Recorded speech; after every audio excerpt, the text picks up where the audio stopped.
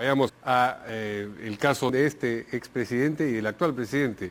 Has dicho tú que con estas modificaciones que se pretende aprobar respecto de la colaboración eficaz, el único que podría ser alcanzado es Pedro Castillo. Ese único alude al universo de los presidentes investigados o acusados, me imagino.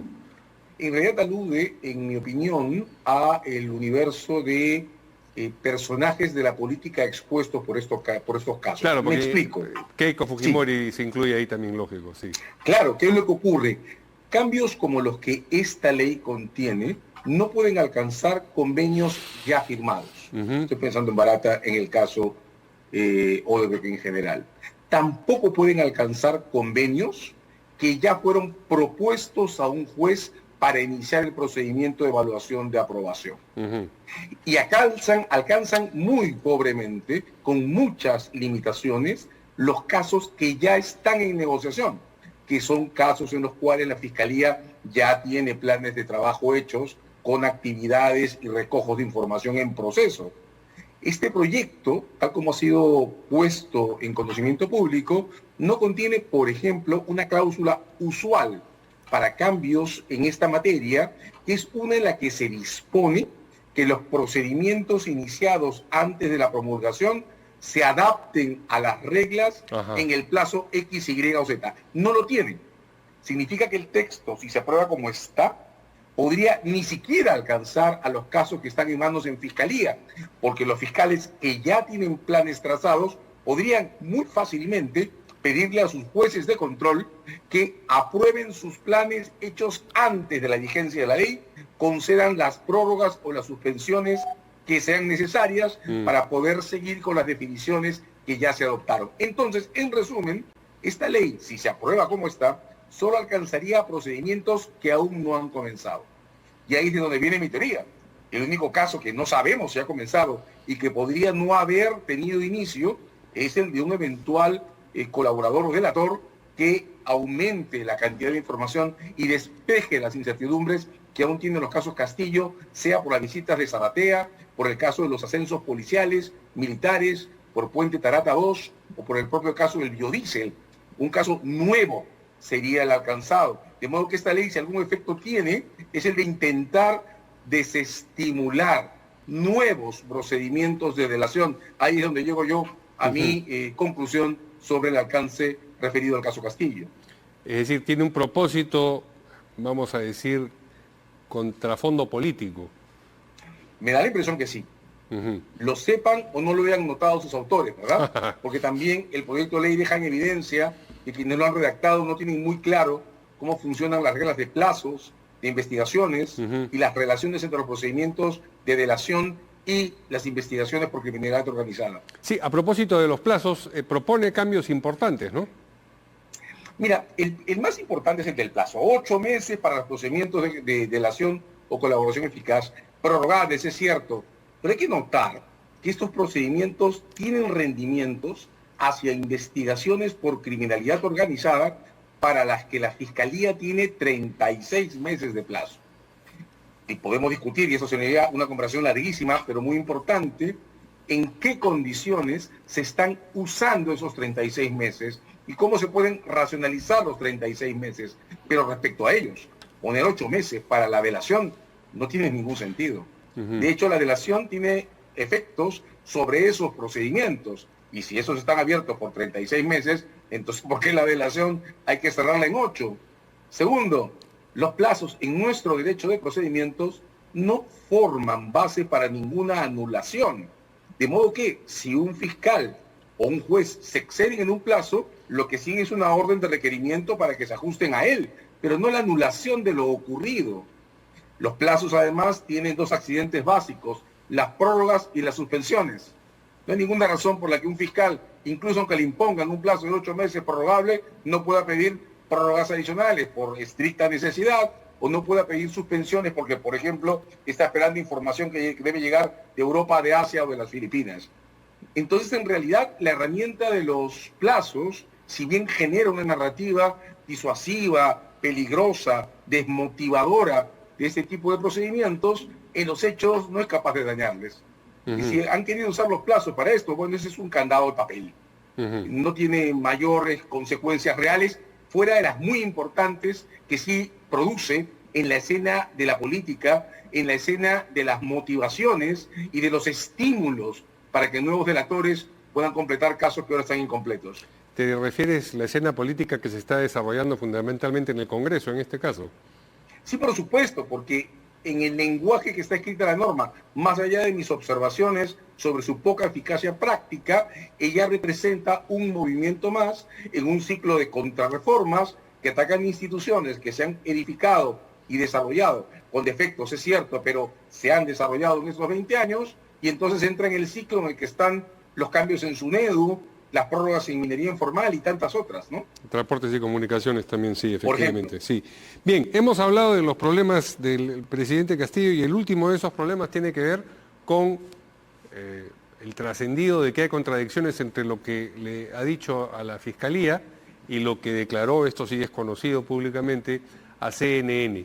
Se ha mencionado que esto podría implicarlo en delitos, pero el solo hecho de contradecirse no sería un delito, porque podría estar mintiendo ante CNN. El problema sería si estuviese mintiendo ante la Fiscalía, ¿no? Vean, él es un potencial imputado, de modo que es muy difícil pretender que las mentiras de un imputado sean ellas mismas un delito. La cuestión, más allá digo de que lo hayan citado como testigo o no, sí, él es potencialmente un imputado. La cuestión tiene que ver con algo que comentamos también en tiempos de Vizcarra. Se llama coartada fallida. Quien se presenta a una investigación y ensaya una explicación incompleta que fracasa, deja en manos de la Fiscalía la interpretación de los hechos. Las coartadas fallidas son por eso una suerte de indicio posterior de comportamiento irregular del imputado. Fundan cargos procesales por interferencia, pero sobre todo muestran, ponen en evidencia que quien está declarando no presenta versiones que puedan producir dudas suficientes para apoyar su inocencia o las dudas que la presunción de inocencia permite administrar a favor de los imputados.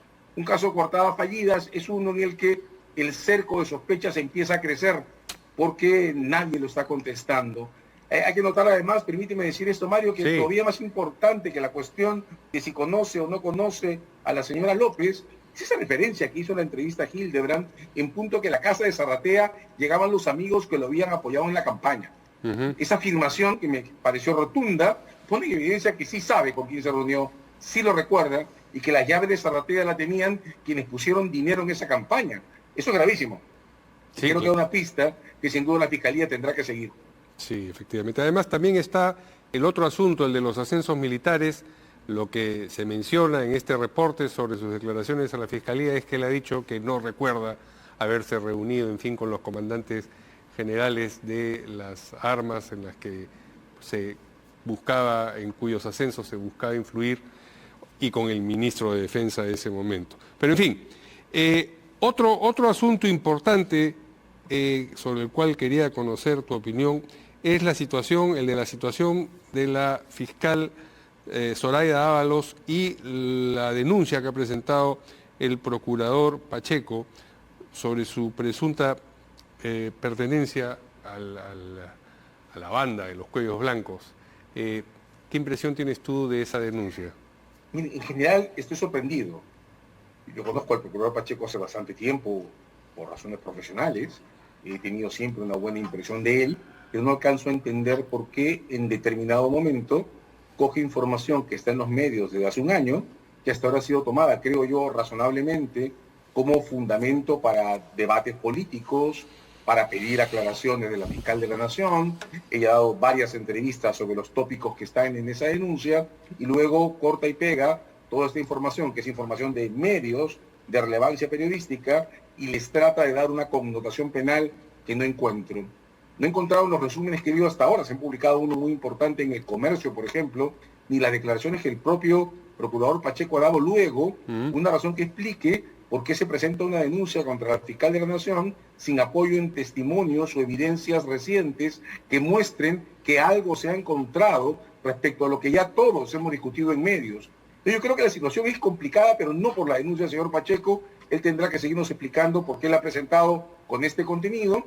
Creo que la situación es delicada en ese otro asunto que ha comenzado a discutirse con ocasión a una denuncia de otro señor Pacheco, uno que trabajó en la gerencia o en una de las gerencias del Ministerio Público y que ha reconocido en público, en un medio de comunicación, a señal abierta, o en cable, pero digo, en cámara abierta, Sí. que él mismo ha falsificado o adulterado documentos para fortalecer una hoja de vida que la señora Ábalos habría presentado en el año 2012 en un concurso antiguo que nada tiene que ver con el Consejo de la Magistratura intervenido en el caso de los cuellos blancos, sino con otro momento y otro consejo.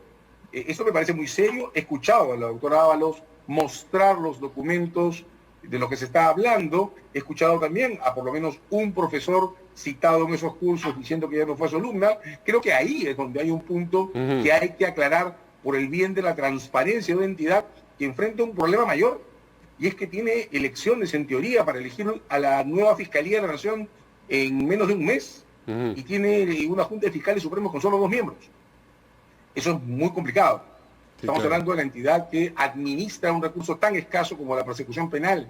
Y bueno, esto genera un impasse que creo que hay que resolver con la mayor honestidad, la mayor claridad posible y darle a ese, creo que no a la denuncia de Pacheco, sino a este, el mayor tiempo que podamos utilizar en saber qué pasó realmente, aunque sean hechos antiguos, no son hechos de hace 10 años.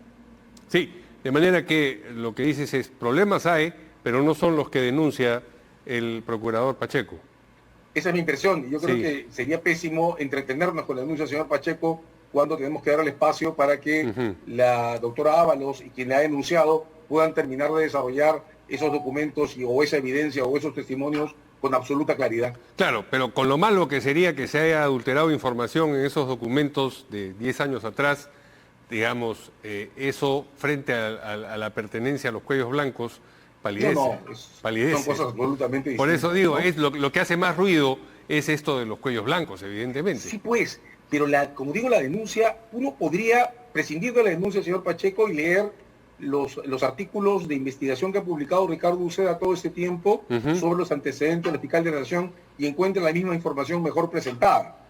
Sí. En realidad no es información sobre la pertenencia del señor Ábalos a la red de los cuellos blancos, es también información sobre sus supuestos antecedentes, sobre cómo se le eligió para ser fiscal suprema en tiempos en los que luego fue elegido el señor Carlos Ramos como fiscal de la Nación.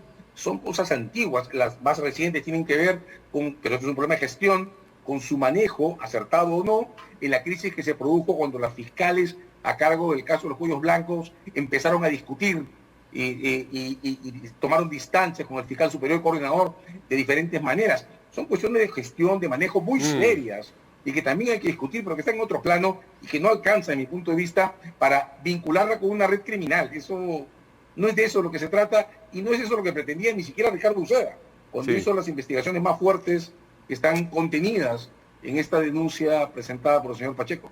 Ahora, ya sea en la voluntad de presentarla como integrante de la red de los cuellos blancos sin mucho sustento o sin sustento, o en la de, digamos, pasar por agua tibia esta otra información remota de hace 10 años sobre la información que podría no corresponder a la realidad y que le permitió acceder a determinados cargos, ¿distingues tú en uno o en otro caso, o en los dos, nuevamente un escenario político para utilizar una expresión que hemos usado hace un momento? Lo que ocurre, Mario, es que ahora todo es digno de sospecha, ¿no? Sí, claro. De hecho, la denuncia del señor Pacheco se presentó días después que la fiscal de la Nación dispuso que se investigue el caso de los ascensos policiales, que son los que tienen esta denuncia sobre soborno de 15.000 o 20.000 dólares pagados por ascenso. Eso ya, digamos, ahora en ese instante creo que toda sospecha es fundada. Por eso, más que especular sobre el sentido de las cosas, querría que discutamos esto en base a evidencia. Sí. El señor Pacheco presentó la que tiene y no la encuentro, lo digo con el mayor respeto, convincente. Esta denuncia sobre los cursos, voy contigo, se refiere a hechos antiguos, pero es la fiscal de la Nación. Lógico. De modo que por transparencia y honestidad había que discutirla y aclararla hasta sus últimas consecuencias también. Ya, pero en el caso de las modificaciones al proyecto de colaboración eficaz, te animas a sospechar. En este caso, ¿no? Lo que pasa es que en lo que se refiere a la ley no venimos a sospechar. Descarto aplicaciones prácticas.